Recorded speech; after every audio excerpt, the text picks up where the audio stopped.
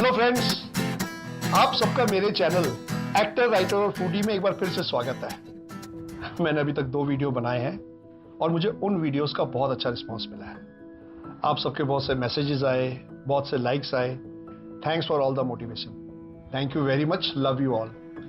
तो last episode में मैंने आपको बताया था कि कैसे घातक मुझे सुबोध भाई की वजह से मिली थी, जो संतोषी प्रोडक्शन में एक ऑफिस बॉय थे, और एक साइनिंग अमाउंट भी जिससे मैंने वो खाने वाली आंटी और रूम वाली आंटी के भाड़े चुकाए थे।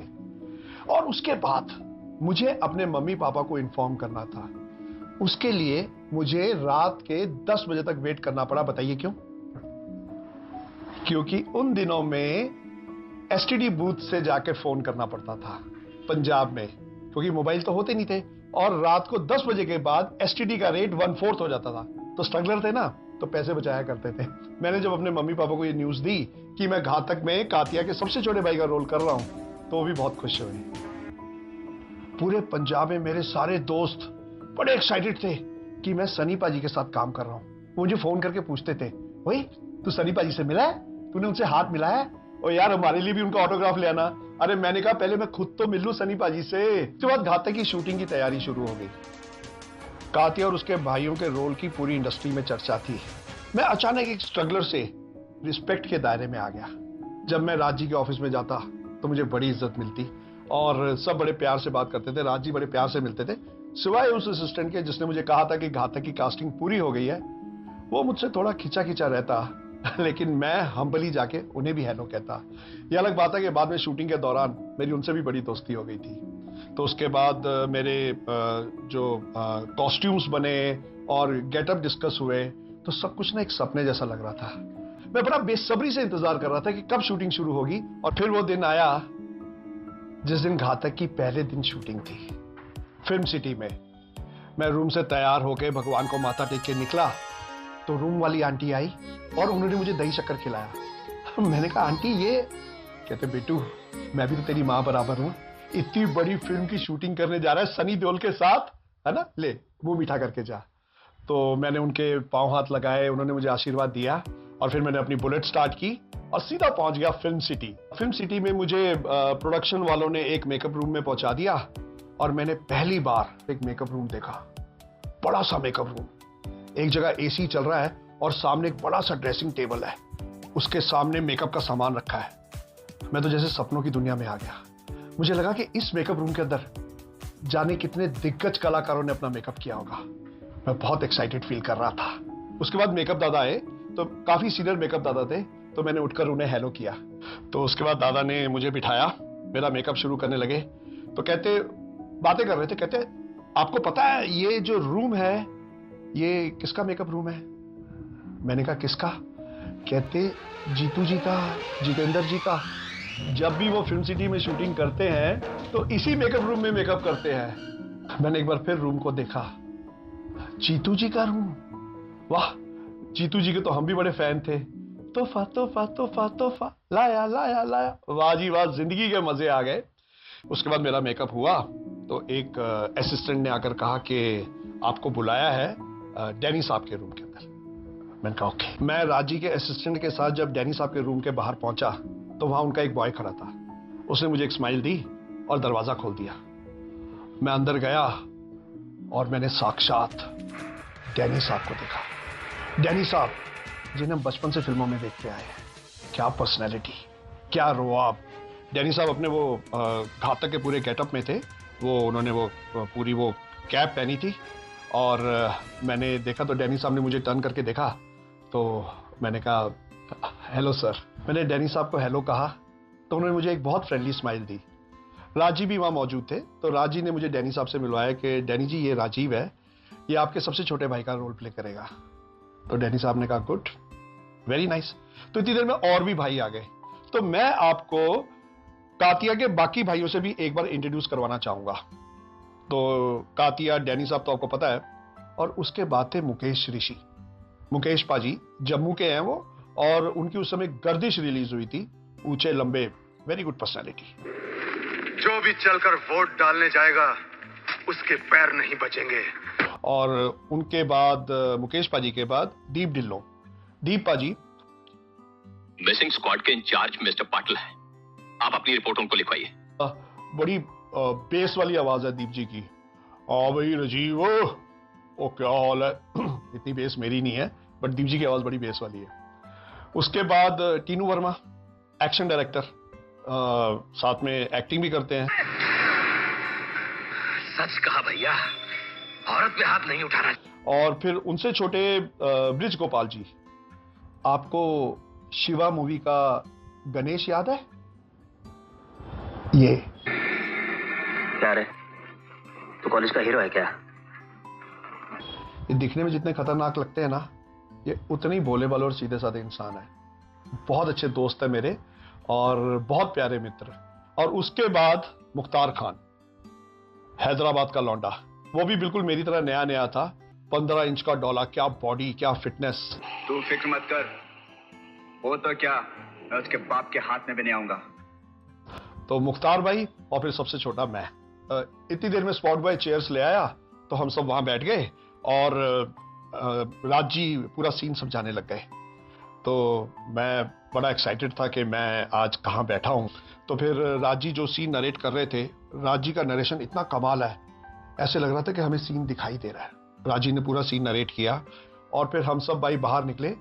लेकिन इतनी देर में भाइयों में इतना आपस में फ्रेंडली माहौल हो गया था कि ऐसे लगता था हम एक दूसरे को पहले से जानते हैं।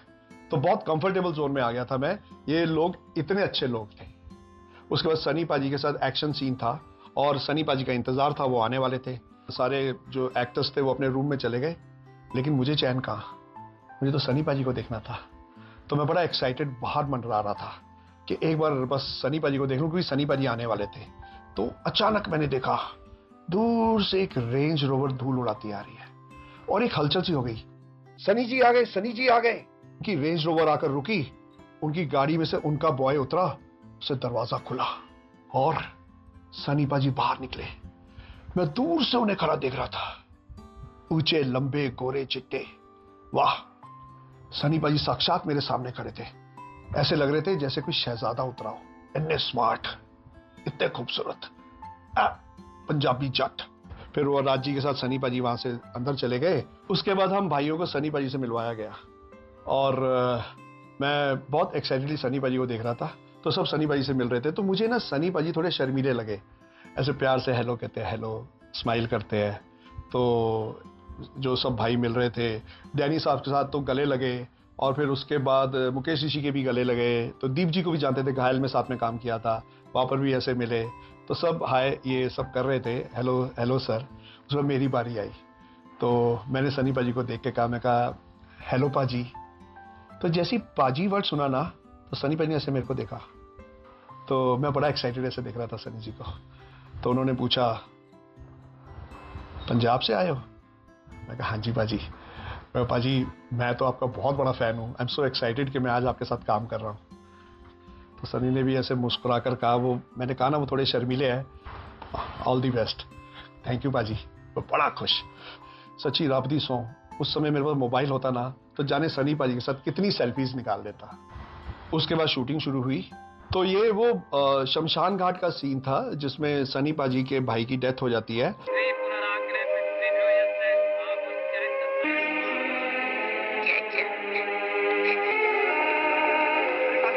और हम भाई वहां आते हैं।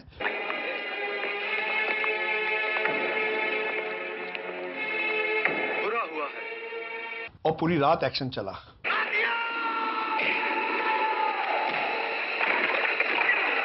सनी पाजी के साथ फाइट 7 भाइयों की और सनी पाजी का आइकॉनिक डायलॉग, कसम गंगा मैया की, घर में घुस कर मारूंगा, सातों को साथ मारूंगा, एक साथ मारूंगा। अरे रोक। घातक के पहले दिन की शूटिंग मेरे लिए यादगार बन गई। मैंने इतने आइकॉनिक एक्टर्स को लाइव परफॉर्म करते देखा था, बहुत मजा आया। और फिर जब पैकअप हुआ तो मुझे 200 रुपए कन्वेंस मिली और फिर अपना घातक का पूरा शेड्यूल था जो मुंबई में अलग अलग लोकेशंस पर फिल्माया गया और रोज 200 रुपए मिलते थे। तो ये 200 रुपए ना इतनी काम की चीज थी, ये कन्वेंस के रूप में जो मिलते थे कि ये सारा खर्चा बार बार से निकाल देते थे। ये कन्वेंस इतनी कमाल की चीज है, ये वही दोस्त जान सकते हैं जिन्होंने इसका मजा चखा है। एनीवेज, मैंने पिछले एपिसोड में आपसे कहा था कि मैं आपको बताऊंगा कि कैसे घातक के इस सीन में मुझे 6 तंदूरी चिकन खाने पड़े। सुनिए, तो एक शाम को नाश्ते का ब्रेक था, तो हम बाहर बैठे थे और राजी की शूटिंग में बहुत अच्छा कुछ खाने पीने को आता है। फ्रूट्स होते हैं, जूसेस होते हैं, स्टार्टर्स होते हैं, तो एक तरह से पूरी पिकनिक होती है। और हम बड़े foodie, actor, writer and foodie, तो फूड भी बड़ा एंजॉय करते थे। तो इतनी देर में हमने देखा कि एक जो स्पॉट बॉय है वो एक थाल में तंदूरी चिकन लेके जा रहा है। हमने आवाज मारी, स्पॉट दादा इधर लाओ।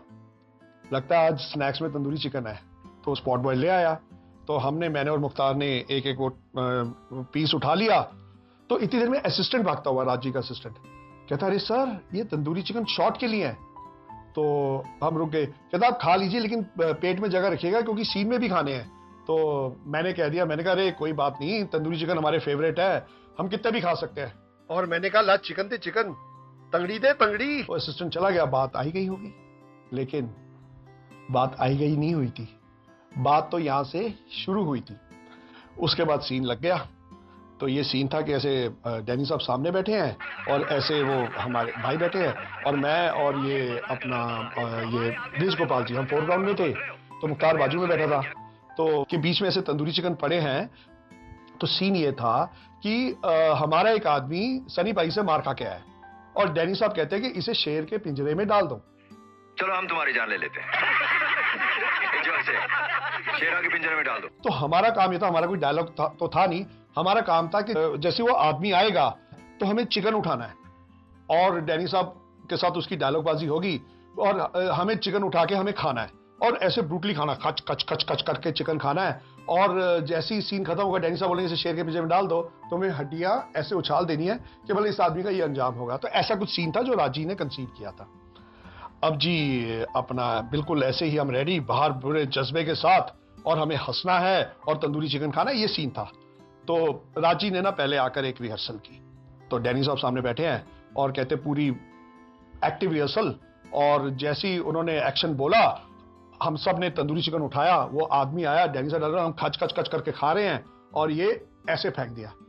राजी बोलते वेरी गुड, एक मिनट डैनी साहब आपका डायलॉग थोड़ा ऐसा ही है, थोड़ी सी ये पोजीशन, ओके चलो we'll do one more rehearsal. हम सब बड़े एक्साइटेड। अब हमने जी फटाफट रिहर्सल में फिर एक और ऐसे चिकन उठाया, फिर ये कर कर करके खाया। डैनी साहब का डायलॉग टक करके ऐसे हड्डियां उछाल दी। तो राजी बोलते ओके गुड, तो अब टेक करते हैं, ठीक है। लेकिन दोस्तों मैं आधा तंदूरी चिकन ब्रेक में और एक तंदूरी चिकन रिहर्सल में खा चुका और अब टेक शुरू होने वाला है, ठीक है। तो अब जी टेक वन। अब टेक वन हुआ और हमने उसी जज्बे से तंदूरी चिकन उठाया। डैनी साहब ने डायलॉग बोला इसे शेर के पिंजरे में डालो और ये हड्डियां करके ये टक करके हड्डियां उछाल दी। तो राजी बोला no no no, cut cut cut cut cut cut, sorry भाई, no no no no, cut cut cut cut, एक मिनट थोड़ा ये ट्रॉली मोमेंट ऐसे ही है, we'll do one more. Okay जी, टेक टू, फिर तंदूरी चिकन खाया, नहीं ये प्रॉब्लम होगी। टेक थ्री, फिर हाफ तंदूरी चिकन खाया। टेक फोर, फिर खाया। टेक फाइव, टेक सिक्स, ऐसे करते करते टेक हो गए। मैं 6 तंदूरी चिकन खा गया। अब मेरी हालत खराब हो गई, अब और नहीं खाया जा रहा था और अभी तक टेक ओके नहीं किया था। मुझे लगता था कि मैं बेहोश होकर गिर जाऊंगा चिकन खा खा के। बल्कि आप देखिए सीन के अंदर मैंने कैसे चिकन खाया, लेकिन मैं शो नहीं कर रहा, मैं पूरा इन्वॉल्व हूं, मैं हंस भी रहा हूं, लेकिन मैं चिकन मुंह में लिया और मैंने पानी से गल्प कर लिया। हाँ बोल, तेरे साथ क्या किया जाए, बोल बोल। दादा एक मौका और दे दीजिए, दादा मैं आपके लिए अपनी जान भी दे दूंगा। हमारे लिए जान भी दे देगा। चलो हम तुम्हारी जान ले लेते हैं। एंजॉय से। लेकिन हालत बहुत ही खराब थी। तो फिर डैनी साहब ने ऐसे देखा, तो फिर डैनी साहब ने कहा राज आई थिंक इनका हो गया है, ये अब और नहीं खा सकते। तो राज जी ने मुस्कुराते हुए कहा लेकिन मैंने तो सुना है कि ये कितने भी तंदूरी चिकन खा सकते हैं। तब हमने देखा ओहो, तो ये ब्रेक वाली बात थी जो कैसे भी राज जी तक पहुंच चुकी। हमने कहा नो सर, राज जी अब और नहीं खा सकते सर, प्लीज सर गिर जाएंगे। कहते नहीं नहीं प्लीज आप खा सकते हो। मैं कहा नहीं सर नहीं खा सकते सर, टेक कर लो सर प्लीज। तो राज जी ने कहा कहते टेक तो कब का हो चुका है, मैं तो तुम्हें तंदूरी चिकन खिला रहा था। तो दोस्तों ये एक प्रैंक था मेरे और मुख्तार के साथ, जिसमें पता नहीं कौन कौन इन्वॉल्व थे, लेकिन डैनी साहब को भी जरूर पता था। पता क्यों? क्योंकि उन्होंने वही डायलॉग बोला था जो हमने ब्रेक में बोला था, ला चिकन दे चिकन, तंगड़ी दे तंगड़ी, ये देखिए। अरे चिकन दे चिकन। तंगड़ी दे तंगड़ी। और सच बताऊं, उस दिन मैंने इतने तंदूरी चिकन खाए कि उसके बाद 1 महीने तक मैं सिर्फ दाल चावल खाता रहा। चिकन से उकताहट हो गई थी मेरे को। तो ऐसे हम सब प्रैंक करते थे, मस्ती करते थे और घातक की शूटिंग करते थे। तो ये थे घातक के रियल मजेदार किस्से जिसका मैं विटनेस था, जिसमें मैं भी मौजूद था। और अब आपको मैं नेक्स्ट एपिसोड में बताऊंगा कि कैसे घातक के सेट पर शेर आ गया था। शेर आया। तो आप प्लीज मेरे एपिसोड्स देखते रहिए, मुझे मोटिवेट करते रहिए ताकि मैं और एपिसोड बनाता रहूं और आपका मनोरंजन करता रहूं। Thank you guys, thank you very much, love you friends, bye, see you all.